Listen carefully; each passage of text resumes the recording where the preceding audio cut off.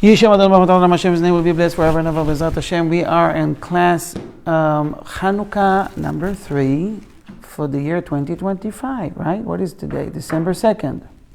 So today we'll talk about very interesting things, including a question about sufganiyot. What is sufganiyot? You ever heard this name, sufganiyot, before? Or sufganiyot in plural? Yummy. Yummy. Yummy. They call it donuts. It's the donuts here, okay? And here we're sufganiyot. So what's the bracha? And what's the bracha you do before and after? What if I bring it during the meal? Or sometimes they're bringing it as a dessert. It's a question. It's a question to know if we need to do a special bracha for it, because I did hamotzi already. But is the motzi really cover for that? Because I see when you are eating fruit at the dessert you get the bracha. So what's up? We're going to study B'ezrat Hashem and see what we need to do. So even with dessert, you have to say bracha even at the Shabbat table? Not for everything, because lechem, bread, and the challah actually cover of almost for everything, almost. But if they bring before you candy or ice cream, all right, it doesn't cover for it. The idea is everything that you normally eat with bread or can eat with bread, the bread covers for it. The blessing for the bread. Salad, do I eat with bread? Yes. Meat, it's covered. But what if they serve you watermelon? People usually don't eat watermelon with bread, right? Okay. This is for the brachot section, blessing section. I'm just going to mention that today. So, as we already discussed last time, there is a concept of seudot mitzvah, a mitzvah meal. Mitzvah meal, seudot mitzvah. So we have it usually on holidays, and we have it on Purim. We don't have it on Chanukah. But I can turn a regular seudah into a seudot mitzvah. Nonetheless, it's not mandatory. Okay?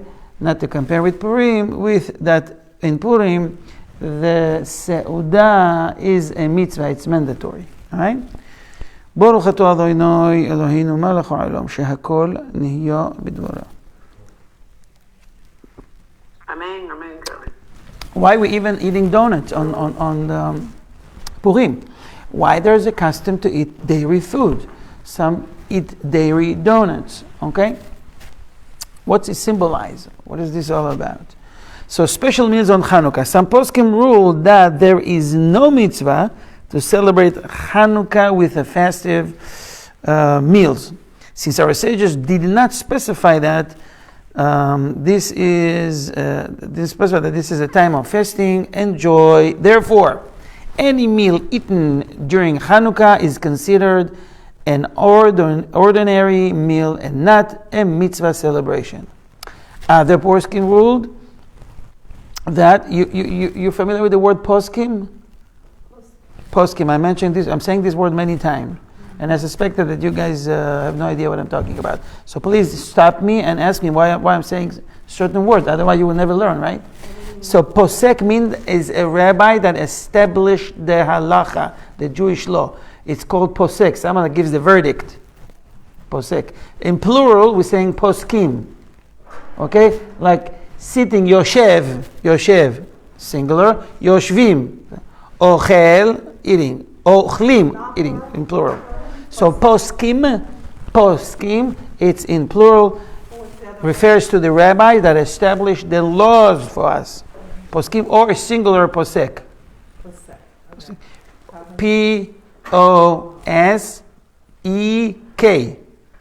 Or poskim in plural, P-O-S-K. I am.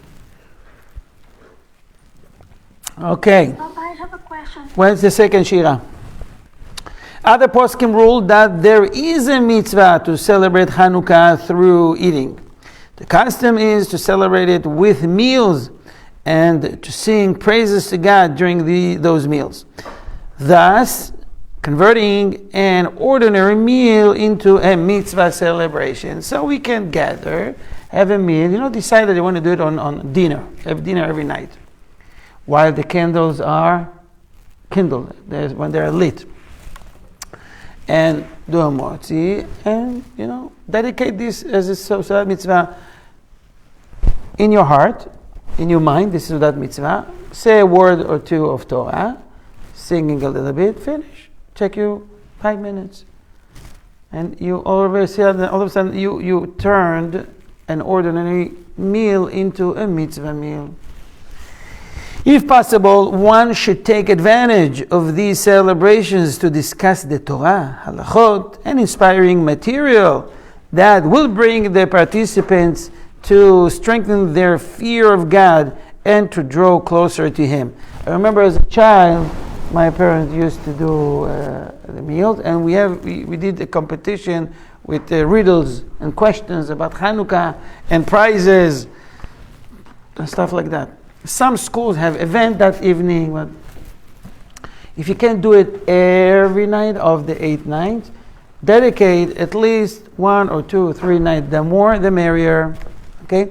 Obviously, Shabbat will always fall in between, and means that Shabbat, it's already a seudot, a mitzvah, that we're eating and celebrating the Shabbat. You can share words of Torah in connection with Chanukah. Okay? Those who do so have gained immeasurable merit, and by doing so, they certainly convert these meals into mitzvah celebrations. May it be the will of heaven that miracles be performed for us in our times, just as God performed miracles for our forefathers long ago during these days. Through God's help, we will achieve our final and eternal salvation. May we merit to see the coming of the Mashiach and to kindle the menorah in the Beit HaMikdash. I don't hear amen. What's up with you guys? Oh, now you're talking. The Hebrew letters of Mashiach are an acronym for the Hebrew words Madlikin, Shemona, Yemeh, Hanukkah, meaning we kindle lights during the 8 days of Hanukkah. This is the abbreviation, the acronym of Mashiach. May we soon merit to see the glory of the King Mashiach with our own eyes. We're living in the Messianic age, that's for sure. Amen. Okay. I read where the name, and I read something where it says that the name of the Mashiach is going to be Menachem. There's few names. There's name Yinon, there's been David, there's different names. We don't know. So vague. You can collect verses from the prophets here, the prophets there, the Talmud, Midrashim. Hashem covered all this information from us for a reason. Okay. Now, there's a custom to eat dairy food during Hanukkah. Do you have any idea why? Is it customary in your family to eat dairy food on Hanukkah? No? Rabbi, that was my question. Okay, so okay. So we have the question. Is it because it's dairy, or is it because it's fried in oil? No, I'm asking dairy now. Fried in oil, it's another question. Okay. I'm asking dairy. Do you have a custom to eat dairy? There is custom in many communities to eat dairy. So what they do, they combine. There's a mitzvah, this is why the donuts, the sufganiyot, is fried in oil to commemorate the miracle with the oil. So we're not only kindling menorah, you're also eating something with oil, okay? A lot of oil. And you need to eat dairy and something with oil, so they combine it together. There's certain food that is there. Now, why people have the custom to eat dairy food on Hanukkah? So the halacha says, the story tells us that, let me read the halacha first. Some people have the custom of eating foods made with cheese during Hanukkah, in commemoration of the miracle wrought through the righteous woman named Yehudit. This custom is well-founded and solidly based. What was the story with Yehudit? Anybody knows? Who's Yehudit? Was Yehudit Jewish? You can learn that from her name, right? Do you know any Yehudit that was not Jewish in the Tanakh? No. Okay, anybody? A guy that everybody knows married a woman named Yehudit in the Tanakh, in the book of Bereshit. What was the name? What was his name? Yehudit is the wife. What's the name of her husband? And he had a wonderful, wonderful brother. His name was Yaakov. Asa! Very good. So, what was the story? The story is as follows. Listen to this. It was a horrible decree. Very bad those days from the Greeks. And they, every once in a while, they added more and more restrictions. More and more troubles. More and more problems. Not all at once. One time is this, the other day is that, and then you can gather, and it can be 10 people together, and you can be 5 together, so you can have a minyan, right? And then you can say brachot, and you can say out loud, and no bar mitzvah, and no chasana, and there's no chasana under some restrictions, and then no bris, and no Rosh Chodesh, and no Shabbat. They messed it up, the entire system. One of the worst decrees that they have was the following one. Let me read it from here, so I don't think that I'm making it up. Rabbi Nissim wrote that men and women are obligated equally in the mitzvah of kindling Hanukkah lights. Why men and women equally? Because women also have share in this mitzvah, since women were involved in the miracle as well. One of the decrees of the Greeks during the terrible period was that any virgin Jewish girl who was to be married had to surrender her virginity to the Greek overlord before her wedding. So before she be with her husband, she's going to spend the night with this mayor or ruler. It's a must. You think this is something new? I don't know. It happens not long ago. I would say 80, 75, 80, 100 years ago in some Arab countries. In Yemen, for example. Okay, yeah, they're taking them, grabbing them, kidnapping them, wanting to marry them. The thing is with the Muslims that when she's already married, they won't touch her. So this is why you get married very early, very young age, 12, 13, and they get married. My grandmother and her mother, she was married because of that reason, at 13 years old. She was before 13 years old. My grandpa was he was 17 or something like that, years old. They didn't live together, and he came back at the age of 20-something, and she was already 17, and they don't live together. So in order to have it officially, they did everything, with the documents and everything, so you can't touch her anymore. It's a problem till today, many places. So, yeah, that was the decree. So, what happened? Listen to this. The Midrash teaches that Yochanan the Kohen Gadol, he had a very beautiful, extremely beautiful daughter. He had an extremely beautiful daughter, and before her wedding, she was delivered to the overlord's residence to spend the night.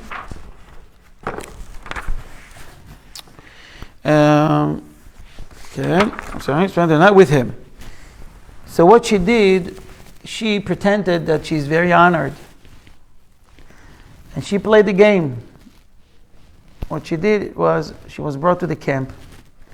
It's a place with, soldiers and bodyguards. You can't just go inside, especially when the Hashmonaim was used to raid at night, causing them a lot of damages. So she was brought. It was well-known custom. And she didn't want to come empty-handed, obviously. So she brought with her some goodies. She brought very good wine, strong wine. And she brought with her some delicatessen, like cheese. She made sure to bring a very fine cheese, that it was very salty. So they're chit-chatting, they're talking, there's music in the background, and she's giving him pieces of cheese. And you know what happened when the cheese is salt? What are you seeking for? Some water. No water. Are you kidding me? Water today? Nah. Wine. Boom, boom, boom. Wine. After a few glasses, he started to feel dizzy. He can rest. Don't worry. We have the whole night. She waited for that time. He just passed out. Finished.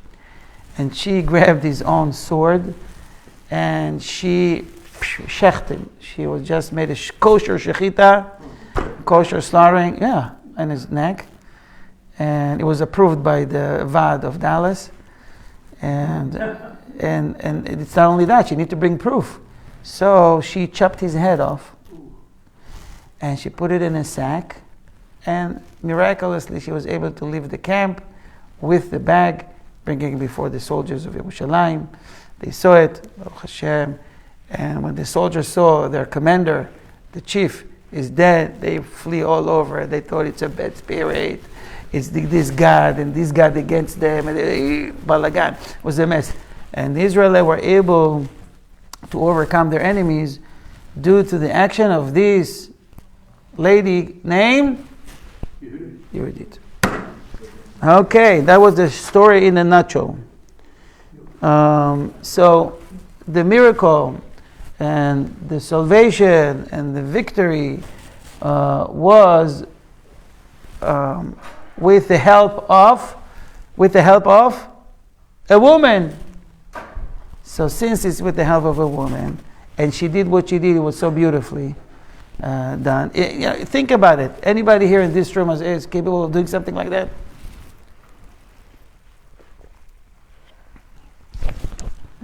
No? Okay. It's a tough thing to do. But the Israelites, they were fed up with these crazy people, and with God's help, she was able to overcome this horrible person, and game's over. Baruch Hashem. So since she used dairy food, so I had one student says, "Hey, Rabbi, she didn't use only cheese, she used also wine." He said, "Mitzvah to drink, what about wine?" You can drink wine. I said, "You can drink wine." He said, "Well, we are given, don't take advantage of it and drink all night long. That's for the sake of the mitzvah." So, this is the custom to eat dairy food based on the story we just mentioned. Any question? All is good? Okay, next. Now, I'm going to bring up a question that I don't know if some of you ever thought about it. We eat sufganiyot, right? What sufganiya is? I just told you in the beginning of the class. What sufganiya means? Donut. You know what sufganiya, what's the source of this word? Sufganiya comes from the word sofeg, sponge. Sponge. Sfog, the one that you use in the shower. You guys taking shower from time to time, right? At least once a week? Once a week, right? So you use sponge, right? So the sponge, it's called sfog. And what we eat is called sufganiyot. Same word. Why they call it that? Because they absorb a lot of oil, and it's soft like sfog. Bob Sponge, right? From the same. Bob Sponge, what do you call him? SpongeBob, SpongeBob, I'm sorry. SpongeBob. So, I don't have TV, so. Anyways. What's the custom? What's the halacha says? Nowadays, there is a custom to eat sweetened donuts fried in oil to commemorate the miracle that occurred with the oil of the menorah. When enjoying these confections, one should conduct oneself in a manner that enhances the honor of heaven. Wow. You're eating donuts, people eating out every day. What's the big deal? But Hanukkah, it's a big deal. You actually now eating donuts, it's a mitzvah to commemorate that mitzvah. Now, there's few questions about donuts. Do you have any questions for me before we start? I started to shoot some questions. Don't ask me how to make donuts, not my department. I don't have the recipe. It's my wife's department. Ken? I'd ask my brother's permission to ask you. I don't have a question, I have a comment. Mm-hmm. We both agree that donuts have a lot of jelly or a lot of filling. A lot of filling. I totally agree with you. Yeah. Otherwise. And also the jelly reminds you ketchup, right? Absolutely, exactly. Reminds you ketchup. I knew it. Good. So the source of the custom, we'll see it in a minute. What's the proper bracha? Blessing over donuts. You go to the store now, you want to eat donuts. It's not Hanukkah. Regular day, even a Hanukkah. Mizonot. Everybody agree mizonot? Okay. Okay. What's bracha you do after? You know why? Many times when I ask what bracha after, a lot of people get confused or don't answer. Why? Because many people, I want to say most, many people saying the bracha before, they never said the bracha after. Al hamichya. Al hamichya. Ben shalosh, al hamichya. Okay. What if the donut, the sufganiyot, is something you eat after hamotzi? You're eating a meal, on Shabbat you have a cake as a dessert, or sufganiyot. And Hanukkah usually people bringing it as a dessert or in the middle of the meal or whatever. You find solutions now. That's the solution. You're saying right, saying good. But what if someone wants to eat it before benching? Say the bracha. No, before Birkat Hamazon. Part of the meal. So part of the meal you won't say bracha? No, you So you're saying that hamotzi over the bread, over the challah, covers for it. Cover for it? Yeah. What about if you eat ice cream? If you eat popsicle, if you eat candies? Say bracha. Mamash lo. No.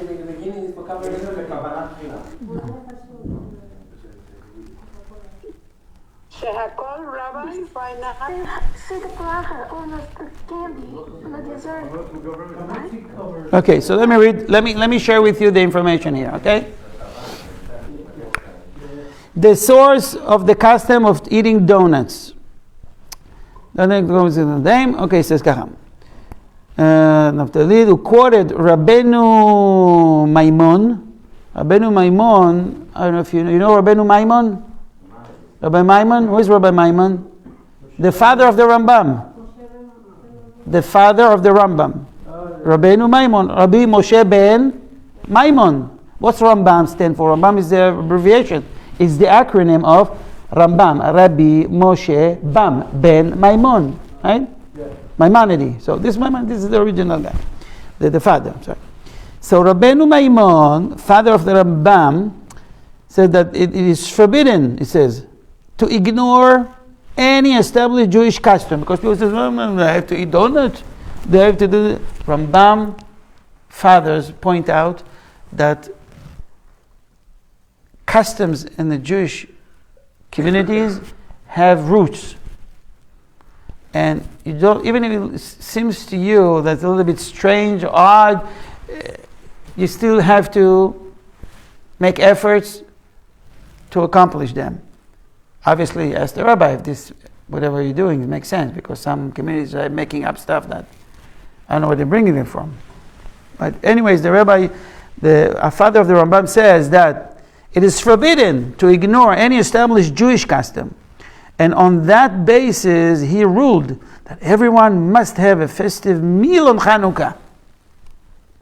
According to Rambam's father, it's a mitzvah. We've learned, according to Shulchan Aruch, it's not a mitzvah.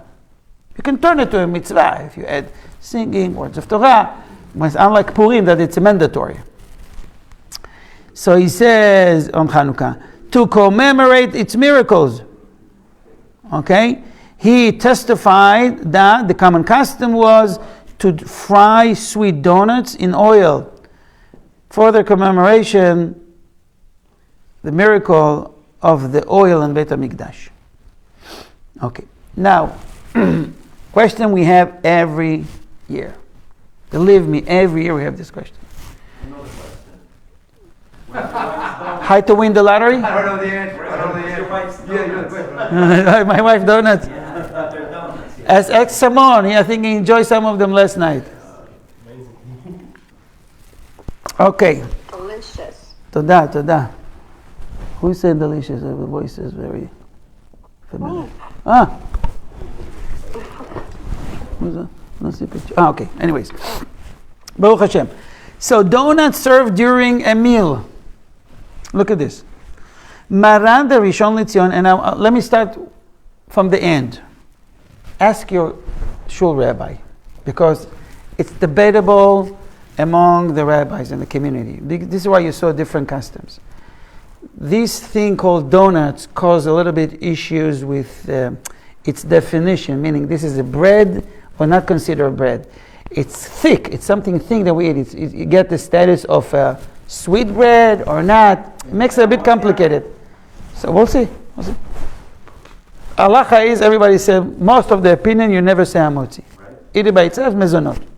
But now it comes in the middle of the meal. So if it's considered some sort of a bread, maybe it was covered with the blessing over the challah, the bread already. You don't say a blessing over one bread and then another bread. So if this donut is just another bread, maybe I don't need to say blessing. You understand the conflict? On wine you can go to Huh? on wine you can add. Wine is a different story, you're right. There should be five categories to be fulfilled in order to say blessing over wine. It's a new wine that was brought to the table, and a different wine, a different level, or at least equal. With someone you're eating, not by yourself. It's 5 categories. Anyways, going back to what we said. Donuts served during meal. So, the halacha says the following. Maran the Rishon LeZion, we refer to Rabbi Ovadia Yosef, ruled that if someone wishes to eat donuts during a meal, he must not recite a separate blessing for it. It is included in the blessing of hamotzi recited at the meal start. You hear? Many poskim hold that way as well. Same. He recommended, now I think what you tried to mention before, he recommended reciting birkat hamazon. So he says, no. Best way to go is you got donuts on the table. They were brought to you as a dessert. So avoid eating them for a minute. Say birkat hamazon, finish, and then say mizonot and eat the donuts. By doing that, you avoid a lot of conflicts. Yes to say bracha, not to say bracha. And you gain an extra bracha. Anyways, we need to do 100 brachot every day. Shabbat, it's a little bit hard because the tefillot are shorter. So it's an opportunity to gain an extra bracha, this one, and me'en shalosh or alamicha after eating the donuts. So he says he recommended reciting birkat hamazon, the final blessing, first, and then eating the donuts separately, reciting the proper blessing before and after. In Chazon Ovadia, this is his book, he ruled that one never recites the blessing of hamotzi before eating donuts. Okay, Asher, answer your question? Never. You following the Ashkenazi or Sephardi minhag? Ashkenazi? Okay. I will mention Rabbi Elyosha in a minute. That's before the meal of hamotzi, but if it's just above the donuts, you don't do the hamotzi, you do the mizonot. Is that what you're saying? Mizonot, always mizonot. Say regardless, even if you eat, because My question was, I don't want to go there, but let me explain to you why you even mentioned that. Sometimes you eat mizonot just enough, over 216 grams, and it's considered as a meal. You're not eating a small amount. You're eating almost half a pound. Or let's say you're eating a pound of burekas. It's not bread, but for that amount, it's considered as if you are setting up a meal. It's considered seudot by itself. So nonetheless, this is mizonot. If you would eat one small piece, since you are kovea seudot, you're like setting up as a meal, you're eating a lot of pieces, you have to wash, you say hamotzi on something that regular you say mizonot. And then you eat that. But this is another story for blessing section. Department, okay? Let me go back to what we said. In Chazon Ovadia, the rabbi says he ruled that one never recites blessing of hamotzi before eating donuts. This is general information. Nor does one recite birkat hamazon afterward, regardless of the volume of the donuts that one eats. Because if you have 3 or 4 pieces of donuts, it's already, it looks like it's a meal. So you'll be satisfied from it, right? You're not taking a bite. It's not one donut, it's 3 or 4 of them. It's just enough to make you satisfied, full. Even if, so it doesn't matter. In regards to donuts, it will be always mizonot and ala michya, which is the short version of the final birkat hamazon that everybody knows. Even if someone ate more donuts than the volume equal to 4 eggs, 4 eggs are around 216 grams. He still recite the blessing of me'en shalosh afterwards. So minimum required to eat bread and say hamotzi, what's the minimum required? A piece that it's a size, the weight of half an egg. Minimum. It's best to eat the size of an egg or the weight of egg. 60 something grams. So you fulfill all the different opinion. You're doing hamotzi, make sure you eat a nice slice. Okay? Otherwise, let someone else do hamotzi. Okay, so we've learned so far, donuts, best leave it till after seudot. And many poskim, what's poskim? What's poskim means? Who? Rabbis that established the halacha, right? Ruled that it's best to avoid this case with donuts and eating them during the meal, because it's questionable. Yes, blessing, no blessing, just leave them after and avoid this situation. Now, one would love to eat donuts, but he likes his donuts a little bit hot, not cold. So he wants to take them from the refrigerator, or it's just in the room temperature, they want it a little bit hotter, or he takes it from the freezer. They're cold, right? And he wants to warm them. Is there any problem with warming them? No. When it might be an issue? Shabbat. He wants to eat warm donuts. Why would it be a problem to warm them on Shabbat? Put them on the blech. What's the problem? Very good. So Colin says liquid. What's liquid? The gel. The gel. There's no problem with schnitzel. Schnitzel has oil in it. The problem is with the gel, especially like the Cohen brothers, like a lot of gel. It's a lot of liquid. The liquid is cold, and you're going to turn it to warm. It's like you're heating on Shabbat. You're cooking on Shabbat. What you're going to do? Can we warm donuts on Shabbat? Blech. Everybody understand the question? Rachel? Comprende? You're spacing a little bit.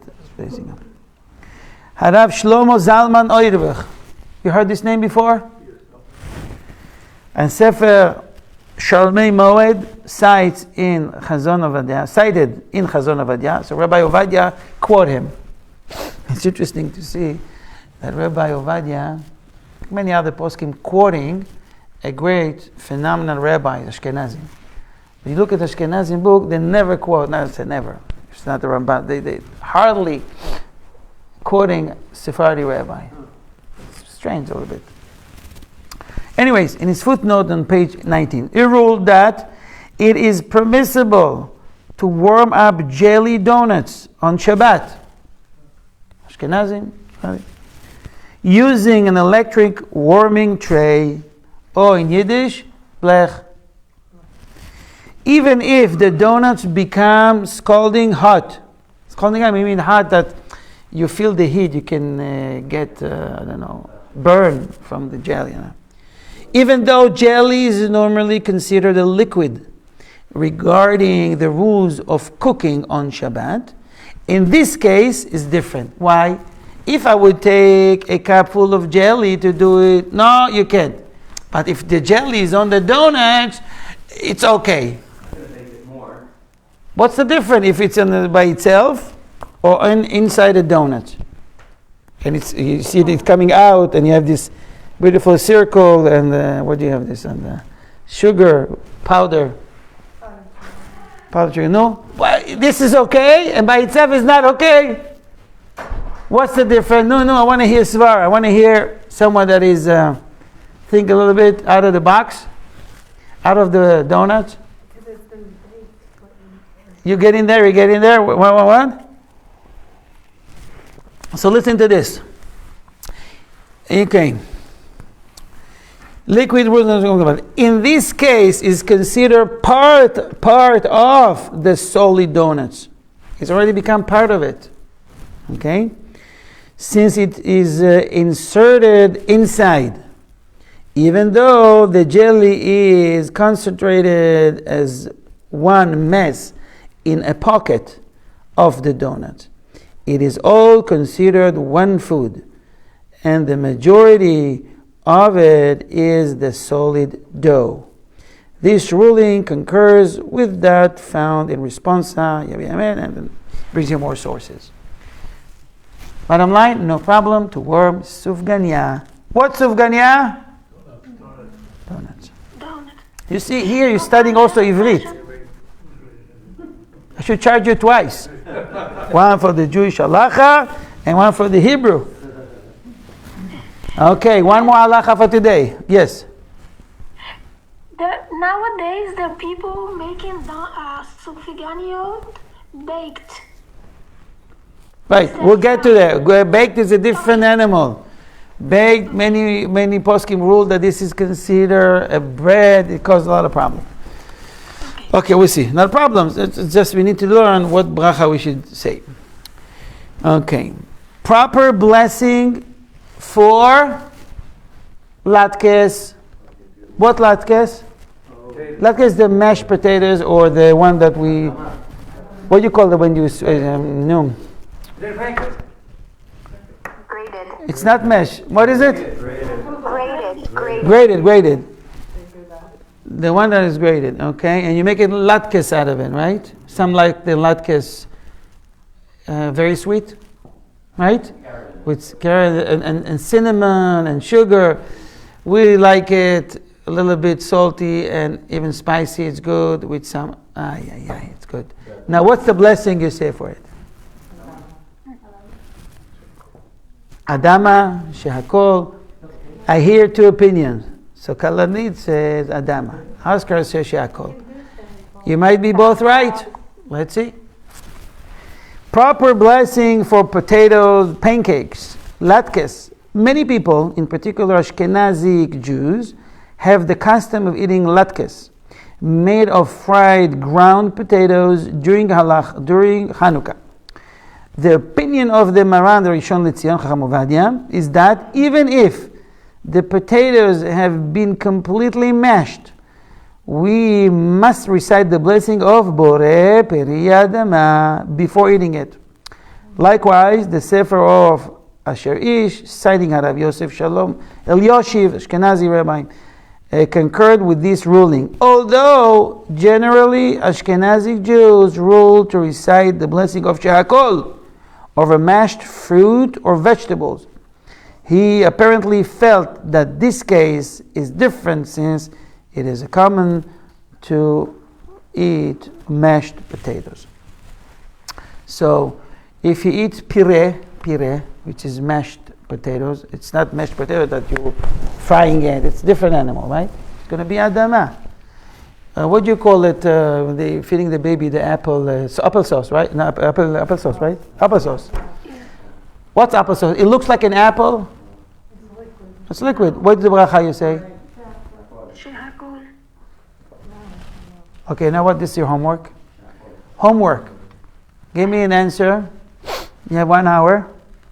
What's blessing if you want to eat apple? Sauce. Applesauce. Like you feed the baby. Usually babies, In Chanukah, you see people eating latkes with the applesauce. Okay? What if he wants to take a spoon and eat the applesauce? It would be The idea in general is if I can recognize the fruit, I know this is the fruit, this is what I need to say bracha for. When it's grounded, when it's mashed, when it's mixed, it's a problem. Let's say I'm eating smoothie. Smoothie can contain strawberries, mango, ice, a lot of good stuff, and mixed fruits or mixed vegetables. What will be the bracha? Shakol, because at the end of the day, it's like a drink. But here you're eating it, right? One question for today, homework. What bracha one would do over applesauce? If you know it's an apple or an applesauce, What? 1 second, guys. Zoom guy, 1 second, huh?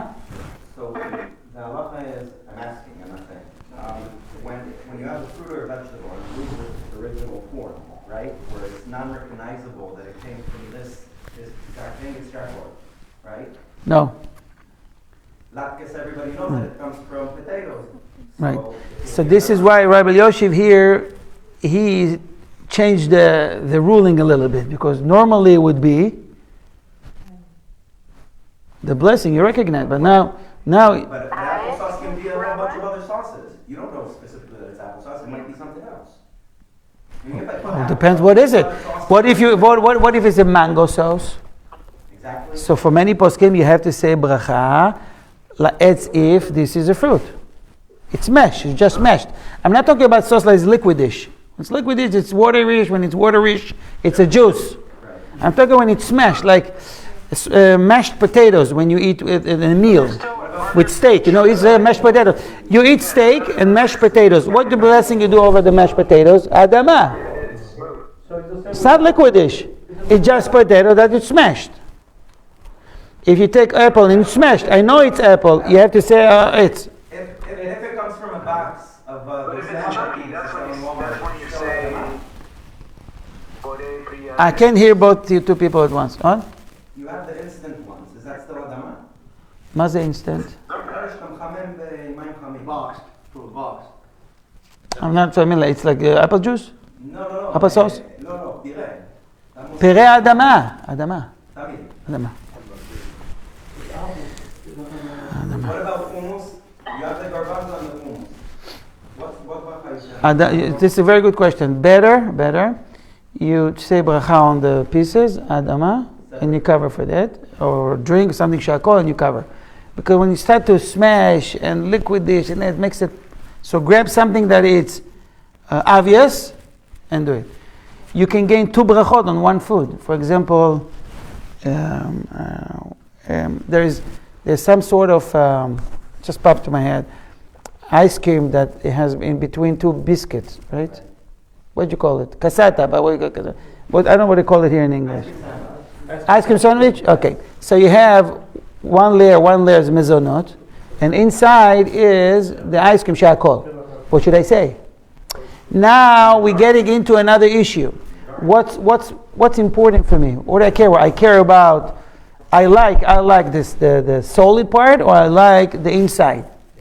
If I like the solid, so just say mizonot, you're done. For what if someone doesn't care? Say I like them both. So the best is to take a piece, say mizonot, take a little bit from the ice cream inside, say shakol, you gain 2 blessings and eat it. Crembo, I don't know if you said crembo here, the puffs, the stinky that they have. Crembo, you know crembo, right? Asi, you like crembo? איך אומרים את זה באנגלית? אין את זה באנגלית. כן? אז לא להגיד. Okay. One last thing, 2 more minutes.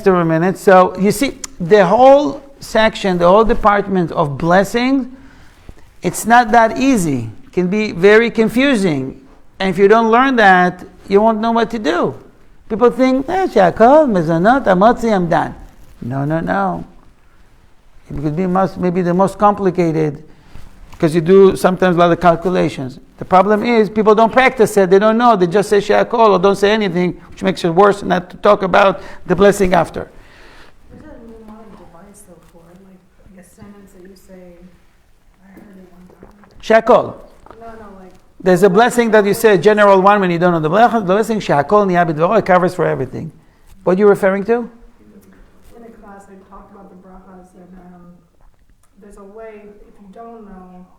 if it's olives or dates, things like that. Like, know the order? Like there's a special brachot for those. Like it just helps you remember. It's like a mnemonic device. Like Like a abbreviation, acronym? Yeah, acronym. I think I know it right. There's a few of them. There's a few of them, Let me see if let me think for a second. I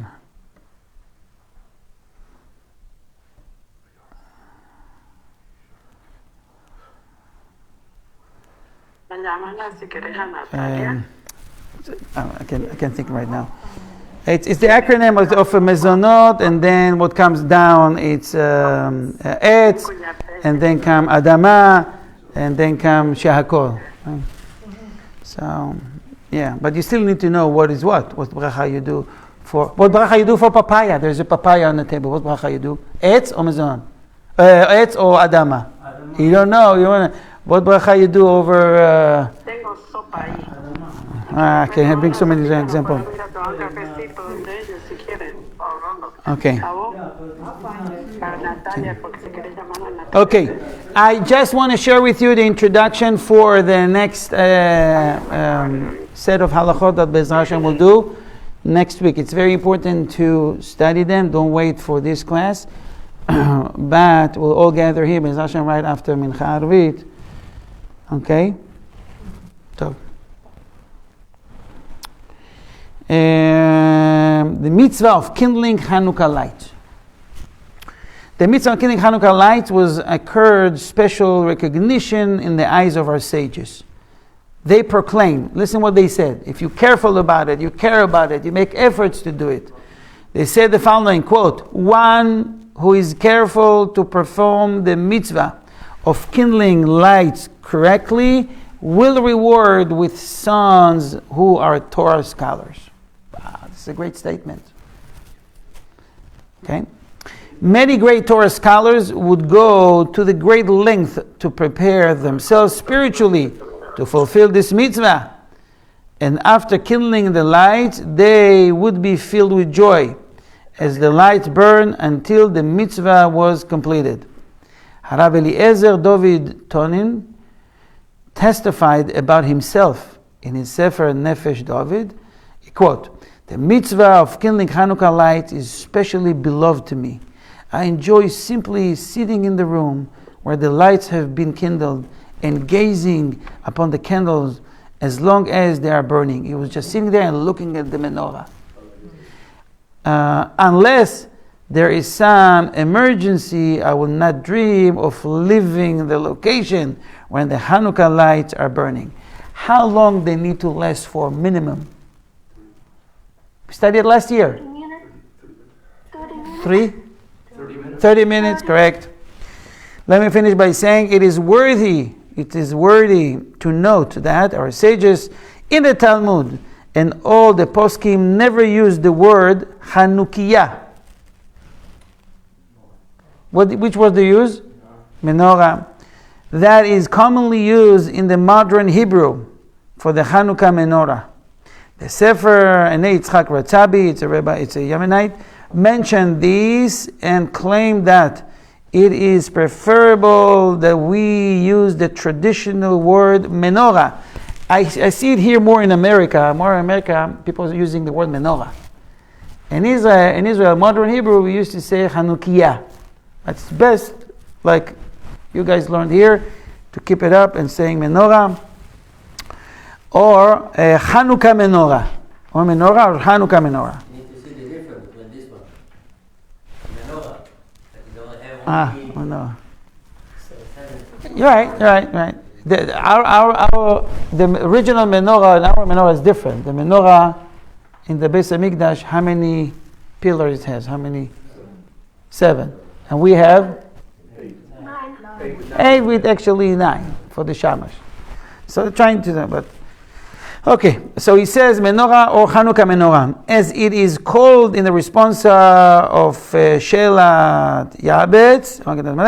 The Chatam Sofer used to say that since the Hebrew language is so sacred, we find foreign terms, Greek, Latin, and others, throughout the Talmud and the Midrashim.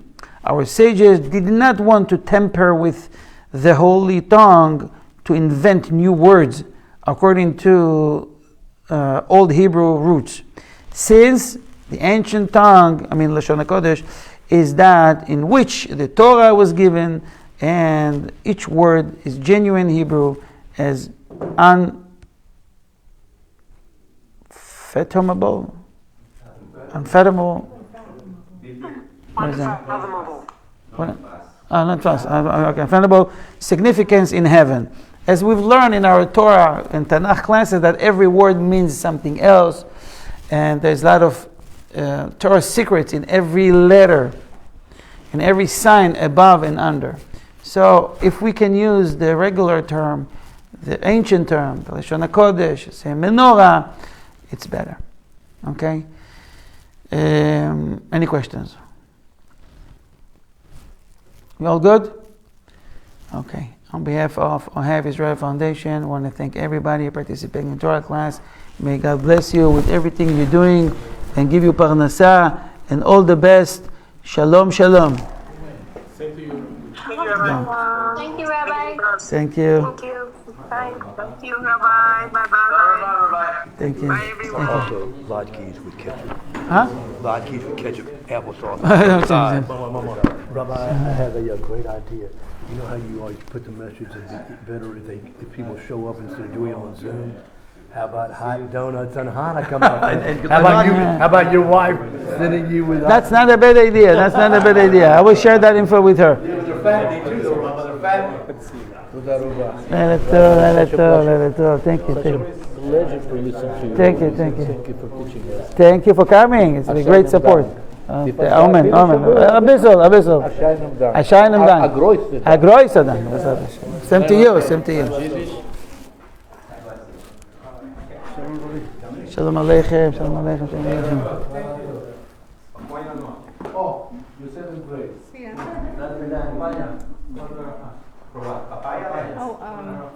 Might be out of town this Sunday, but I'll do the Zoom this Sunday. It's gonna. You were talking about Maga Esh, right? Maga Esh, mizonot, gefen, anavim. It's a sentence. You say Maga Esh, like touching fire. That's okay. No. Okay. Thank you for coming. Where's Devorah?